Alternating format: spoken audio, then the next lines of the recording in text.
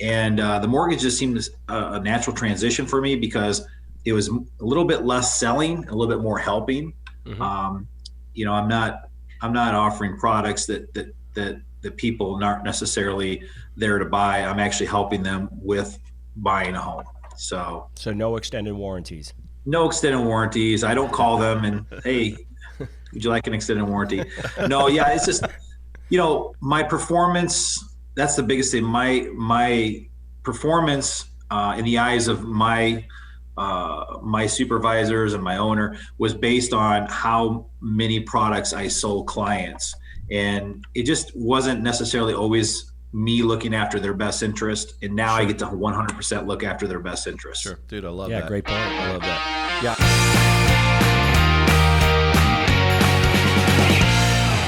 Welcome to another episode of the Contacts to Contracts podcast. I am Bryan Lovell, here always with the incredible co-host, Mr. John Jones, and we have a treat for you today. So part of the Rookie Rockstar series that we've done over the course of however long we've been doing the Rookie Rockstar series, we have a guy from Fort Myers, Florida, Mr. Sean Carter. Welcome to the show, my man. Thanks. Glad I could be here. Thanks for having me. Yeah, cool. So you want to give us a little background on Sean?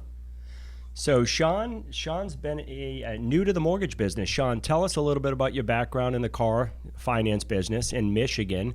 So you're not only new to Florida, you're new to the mortgage business, and it's been less than a year. And your stats are crazy, off the chart. You're self-generating your leads. And so we're glad to have you here, and we want you to share how you've become so successful so fast in a state where you virtually know nobody. Okay, well, I spent about 30 years in the car business. About 22 and a half years I spent actually doing automotive finance.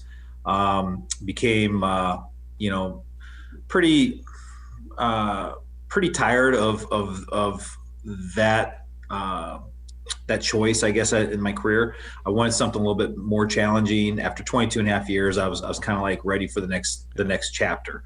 And what I enjoyed the most about my interaction with my clients was helping them and doing getting them into the next step of the process. And the mortgage just seemed a natural transition for me because it was a little bit less selling, a little bit more helping. I'm not offering products that people aren't necessarily there to buy. I'm actually helping them with buying a home. So no extended warranties. No extended warranties. I don't call them and, hey, would you like an extended warranty? No, yeah, it's just, my performance, that's the biggest thing. My performance in the eyes of my supervisors and my owner was based on how many products I sold clients. And it just wasn't necessarily always me looking after their best interest. And now I get to 100% look after their best interest. Sure. Dude, I love that. Yeah, great point. I love that.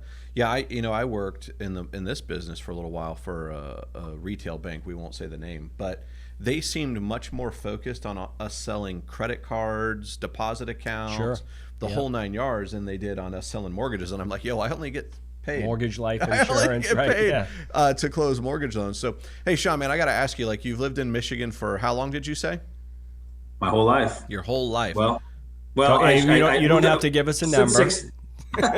Since 16. I'm sorry, not my whole life. We moved from Indiana to Michigan when I was 16. All right, cool. Yeah. So what made you decide? I understand you were like, hey, I'm going to make a career change, but you also moved completely south. What made you decide on Florida, or what made you decide to leave Michigan? I mean, those are some pretty big life changes all at the same time. Yeah, pretty much snow. Snow did it for me. Snow did it for me 25 years ago. Yeah. One of the things we do in the car business, and I've done for the last 30 years, is when it snows, we all get together. We grab what's called a snow broom. It's basically a handle with a foam wedge on it, and you go out and you broom cars off. Okay. You could do that 3 or 4 times in a day. Oh, wow. And you're bundled up, you're freezing. And I'm like, and then we have a thing called a lot party where you have to move all the cars, warm them up, move them, So you can plow, then plow, put them all yeah. back. Hundreds of cars, and I don't miss that. No. I know. I don't imagine you would. That sounds horrible. Dude, I'm with you. I started in the mortgage business back in the 90s in Boston. And yeah, I had slid off the road coming from my office one day on 93 and into a ditch. And I'm like, this is going to be the last winter that I spend in Boston. You spend there, yeah. So had you vacationed in Florida before? Yeah, that's actually what prompted the final move. Is my wife and I were able to join some good friends of ours on a vacation, a spring break vacation with them and their family. They were gracious enough to have us kind of come along with them last minute. We absolutely had a blast. They rented a boat. We were on a canal here in Cape Coral, and my wife had been pretty resistant to moving down here up to that vacation. And because in 2011, I was sending her like listings for Cape Coral. I'm like, hey, we should look at this place. No, gators, mosquitoes, my hair, yada yada.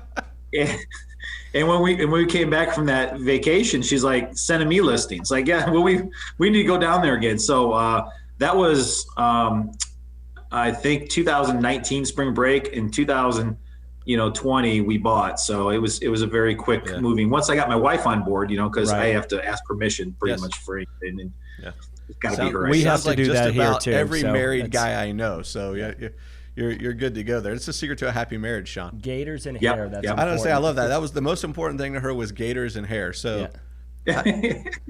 she either got over it or you figured out a way to fix it. So now you brought her down here and you put her to work. You're in the middle of a demo there at the house in Cape Coral, aren't you?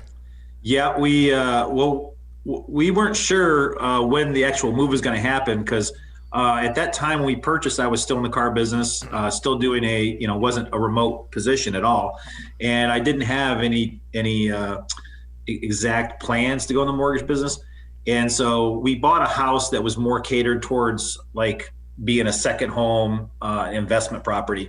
So now that we've decided to make our home here, we want to make some modifications, make it more suitable to living here now. Yeah, cool. So I got to ask, what led you to the mortgage business? Why mortgages?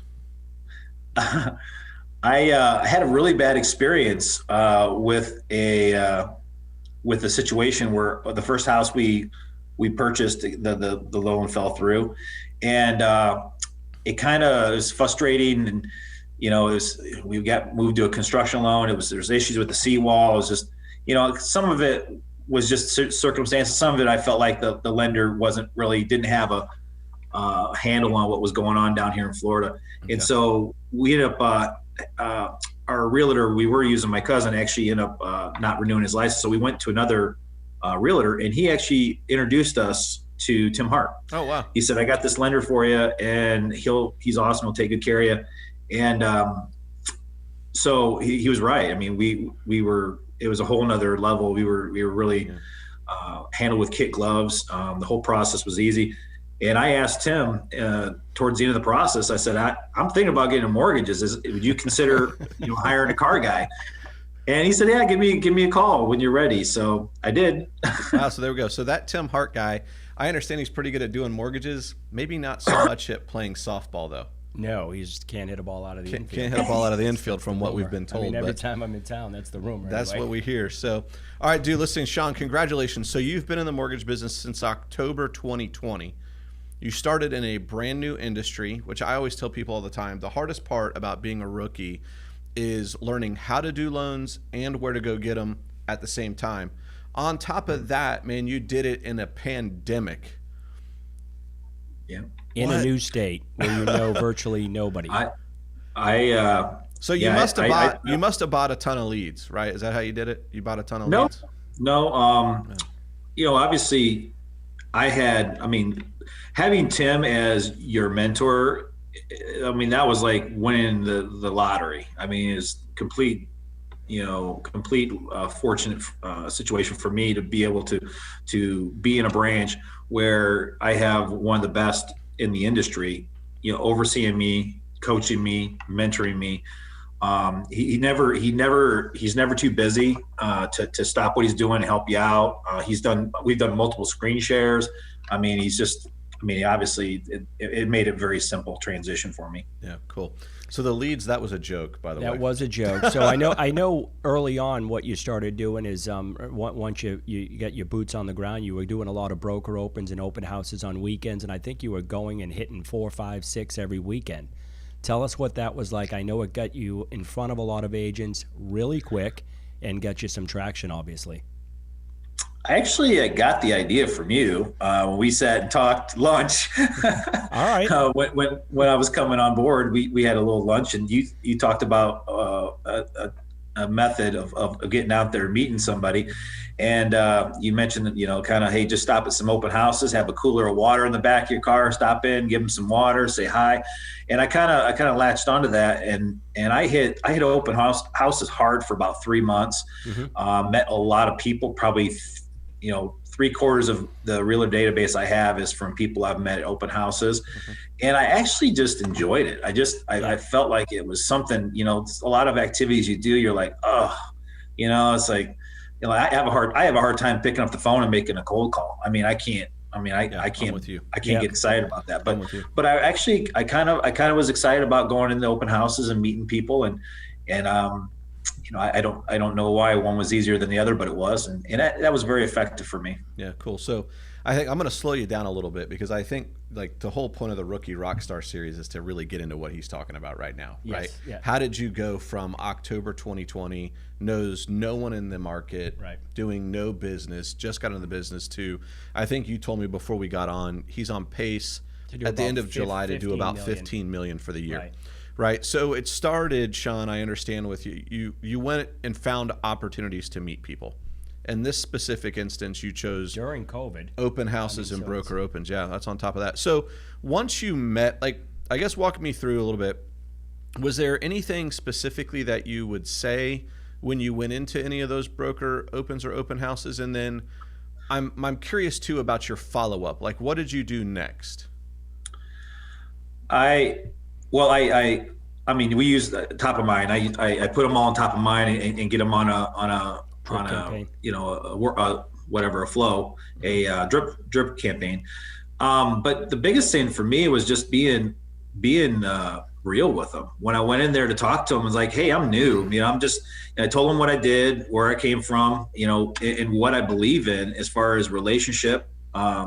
Developing the relationship and working hard for people. And I think I got a really, I told my wife, I couldn't believe how I was expecting the worst, to get shot down when I walked in these open houses. Oh man, I don't have time for you. And, but everybody was just so welcoming and nice. And I had some really awesome conversations. I could probably count on one hand how many bad interactions I had with realtors. And it just, I felt like it was a really quality face-to-face meeting, introduction with realtors that I would never have by calling them. Yeah. So how much time would you spend? I mean, you walk into a broker or an open house, like how much time did you spend in there before you would go on to the next one? I would do either a Friday or Saturday. I usually would hit 5 to 6 open houses. And I was limited by the open house times, typically, yes. Right. 11 to 4. Or, yeah. So, between drive time and I would be in an open house if they didn't have guests. I mean, some of our conversations would go on for a half hour. They could have been like basically a one-on-one to some degree if you walk into a house and it's just you and an agent. A one-on-one last fall. Yes. Today, not so much. Yes. Yeah. Yeah. Today, market. Yeah. I've been having some challenges here. My open houses haven't quite been as effective because you go in now, there's like 50 people in these things and you just can't get one-on-one time. But I was very fortunate when I first started that almost all the open house I went into, it was a situation where we had quality time to have an introduction and meet each other and get to know each other. So cool. Yeah. Cool. So you go into the open house, depending on how busy it was, depending on how much time you spent there, and then you put them in a CRM program. What did your follow up? Was it 100% just the CRM program, or was there anything else that you were doing to try to solidify or get into relationship there? All of the people I've met, after I put them in the CRM because I didn't want to forget that night, and I would thank them for the time they spent talking to me. I'd send them a little text, and I send them my contact card. So it's just like in my iPhone, I have my actual contact, and I would send it to them, and I say, hey, save this on your phone. I know you got several lenders you're working with, but I believe in availability, transparency, and communication. So I'm going to be available for you. So if you can't get a hold of your other lender, give me a holler. Sure. And I pick up my phone on a Saturday. 8 o'clock at night, I don't turn off my phone. I'm there. So yeah. I think some of the relationships I've developed have come from and that. 100% I believe those are the things that you've got to do when you're a rookie. Like, he's trying to differentiate himself from the market. Hey, I'm available in the evenings, I'm available on the weekends, I work when you work type philosophy. But one of the things that you just said, Sean, that I want everybody to hear too is you have a to the street message, right? So his was, I'm going to follow up, I want you to know this is who I am and what I'm about, right? And so he's got a plan for what message he wants to communicate to people that he's meeting out there. I call it all the time, hey, what's your go-to-street strategy? So you follow up right away within, it sounds like, basically 24 hours of meeting somebody. You put them in that CRM program. What's next? Is there anything that's next? Yeah, well, obviously we have our emails that go out to my realtors that the marketing takes care of. But in addition to that, I'll send out kind of small text to them. Hey, this has just happened, right? We're having some difficulties in getting appraisals back. I said, hey, just so you know, appraisals are taking a little longer, just little things like that. Yeah. So if you can give us a week or two. Updates. Basically, you were giving market updates. Yeah, market updates. Hey, here are some challenges, or here's some things that we've seen. Maybe we recently rescued a deal from another lender. Let me share something with you so that the same mistake doesn't happen with you. That sort of stuff. I have a app on my phone where I can actually send out a single message. It's like a group me thing to all I have everybody set up in my realtor section, so I can send out just like, hey, happy Friday, and I can send it to everybody in a matter of a few seconds, and it makes it very efficient. So it looks to them like it's an individual message from you instead of like a group message. Yeah, I really struggle with, and this is probably an area I need to work on, and John will probably definitely beat me up about this one. I have a hard time actually picking up the phone and calling each one of them on a regular basis, because I feel like, well, first of all, a lot of them don't pick up the phone, Sure. So, but they always respond to my texts, or I mean, always respond, but I feel like I get better traction from the texts. I think we're getting kind of more of a text savvy type of.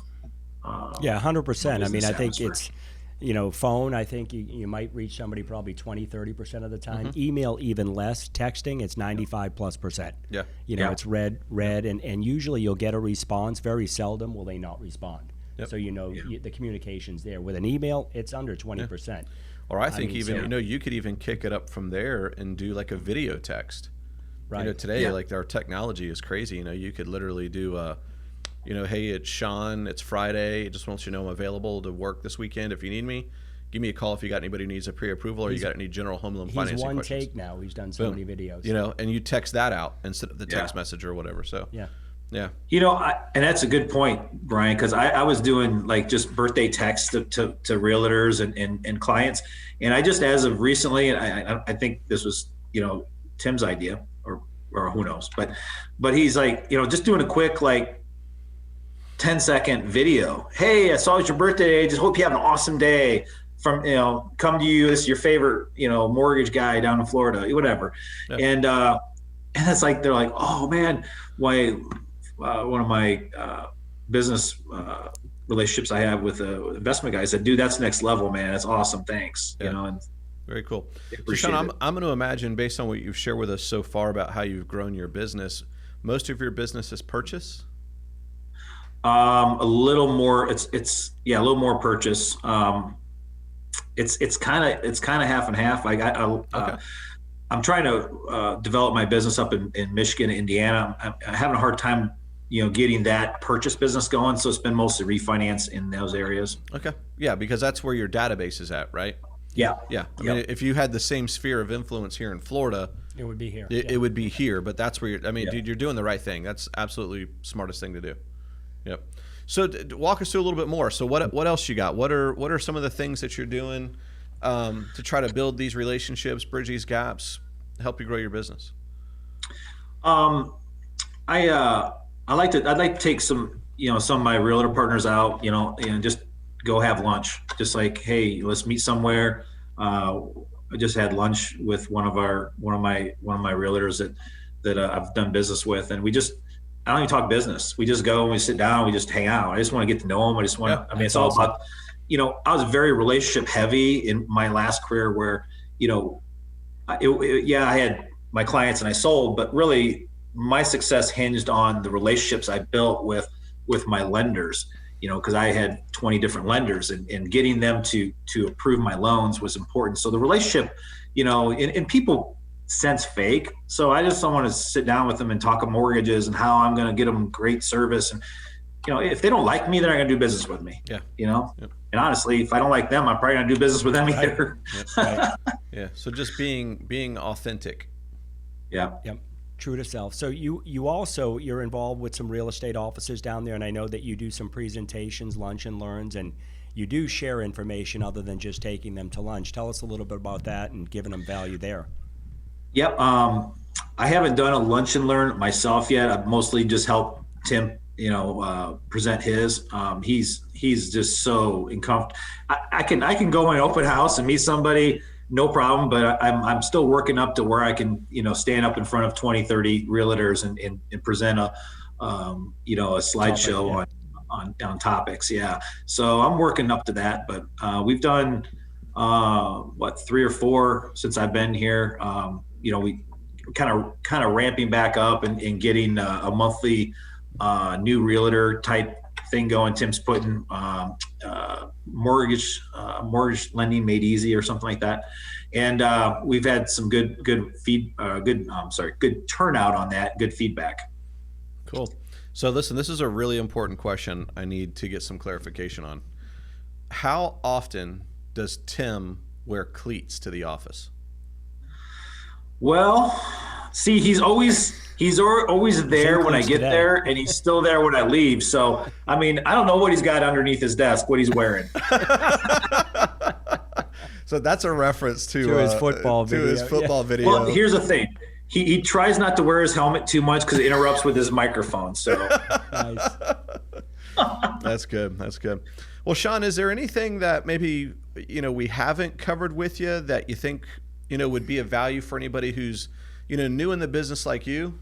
I think, you're pretty active in social media. I know you're new in the business, but you're working with a guy down there that does a tad of that. And I'm just curious, like, what your strategy is. And I know you've been doing some videos and some posting. So share with us your success there. And I guess you have to do it with Tim, right? Oh yeah. Well, Tim's pushing me. I'm not very comfortable in front of the camera. I just struggle with it. I'm very self-conscious. So he's been pushing me. He's like, the more you do it, the more comfortable you feel. And he's just so at ease. It's his culture. So I don't have a choice. He's reluctantly put me in the front of the camera numerous times. Hey, we're doing this video. It's like, what? Now? Yeah. Yeah. Now. One take. Okay. I don't know. Can we redo it? No, it's done. Yeah. But it's starting to pay off for you. Yeah. I think I already bought into it. It's just a matter of me getting comfortable with it. The video, like I was telling you about with the text versus the video, birthday. I think the video just tends to have more pull. It has more reach. So statistically, it's about tenfold over just static, message. Yeah.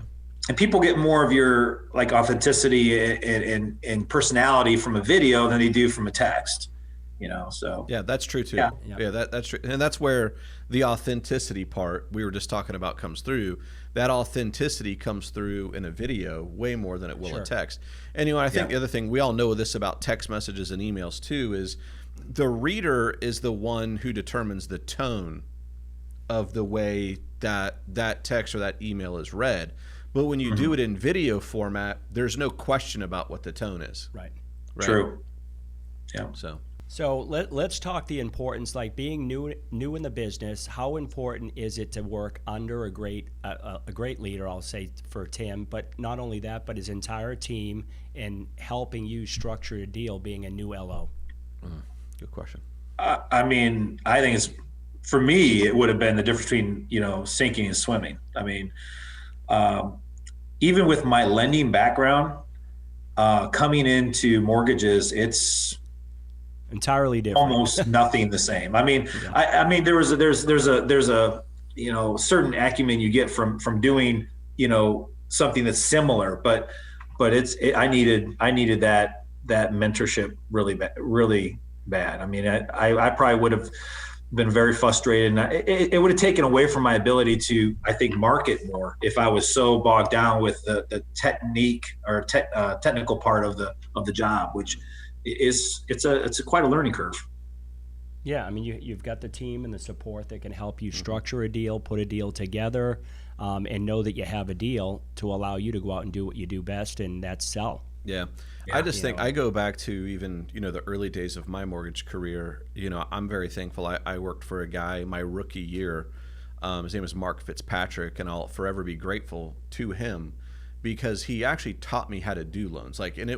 And Sean, I think you're experiencing this a little bit. Like, you feel 100% comfortable going out on the street and building relationships and bringing deals in because you have a phenomenal team behind you that's going to help you figure out whether you even have a deal or not, right? Yeah. And that was the same experience I had. I wasn't worried about, and I will tell you, in my first couple of months in the business, I didn't have that. And so here's the kiss of death. I was getting referrals and I didn't know how to qualify them right. Yeah. So I would tell agents, I can't get this one done for whatever reason. And then I would find out later that the agent found an LO who was better than me. Got it done. That was able to get it done. Well, you think that agent's going to come back and give me another shot at one? No. My answer was no, you can't get paid. And that other person's answer was yes, you can get paid. Even worse, being on the other side of it when you think you have a deal and then finding out 3 or 4 weeks. Oh, yes, that would certainly be, that would definitely be. And I think for me in the beginning, I was so worried about that, John, that I was very, very conservative and I didn't work hard to try to figure out how to get a deal done. And when you've got somebody like Sean has right now that he's got, like, he knows an entire team. We're not talking Tim because Tim's not the guy, but he has an entire team supporting you and helping you structure those deals. Yep.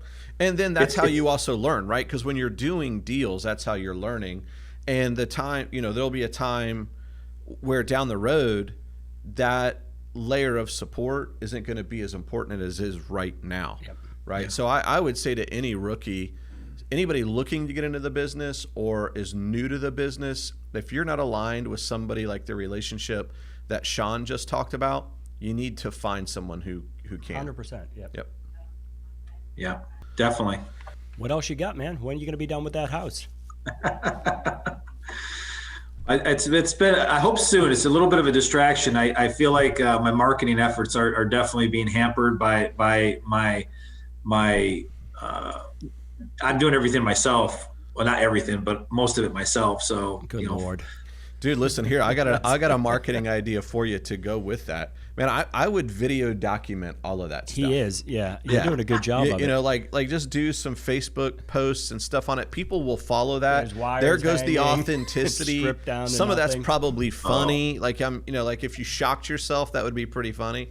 Oh yeah. Hopefully it didn't hurt when you shocked yourself, but I'm just saying done a couple times. Yeah, I'm just saying, like stuff like that, people are going to be interested in the authenticity and see what we have a loan officer we know that's in a rural area in South Georgia, and she documented the entire building of a pool one summer and got more business from people just watching her Facebook posts on her pool being built over 4 or 5 weeks. Yep. Yeah, just by being consistent and being visible. Yeah, great idea. I can tell you if there was somebody filming, me and my wife working together, and that interaction and some of the banter back and forth and the arguments. I mean, reality TV. GoPro right here. Put it on these shows. Put it right here. Yeah. Well, a lot of these shows you watch, you can tell they're adding the drama, and you watch American choppers. They're drawn. That's what gets people. I'm telling you, if they film my wife and I work on this house, we would get a instant offer from HGTV for a series. I love Learn it. some new words, right? I love it. Yeah. That's awesome. Yeah, there'd be a lot of beep, beep. Yeah. There might not be a show in all of that then. Yeah. Too much beep. What do you mean, beep? Well, dude, listen, Sean, thanks for joining us. Sean, you got one more thing? Yeah, I just want to throw out an amazing start. Again, we go back to October 1st, so it's just been 9 months, 6 months into the business. Yeah. He had closed $2 million in volume. And I know the month of March, that was incredible for you. And I know probably a little stressful as well, but it can be done. The message is that if you're under a great leader, you have good support, a good team, and you go out and hunt yourself, find the deals, right? And are not afraid to go out and put yourself out there, you can be successful. Yeah. I mean, he's doing awesome, and we expect great things, and watch out Tim Hart. Well, dude, fist bump. If we could fist bump you, we fist bump you. Awesome job. Dude, awesome job, man. Thanks for joining us today. And I'll just say, if you're watching any part of this series, if there's anything that any of us can do to help you out, I want you to know, like we say all the time, we serve all who seek service, not just those we're in business with. I know Sean, I know John, myself, we would love to help you in any way. But I want to thank you again for tuning in to another episode of the Contacts to Contracts podcast. On behalf of John Jones and Sean Carter, I'm Bryan Lovell. Thank you, Sean. Always here to serve. Thanks a lot, guys. Nice job, man. Good job.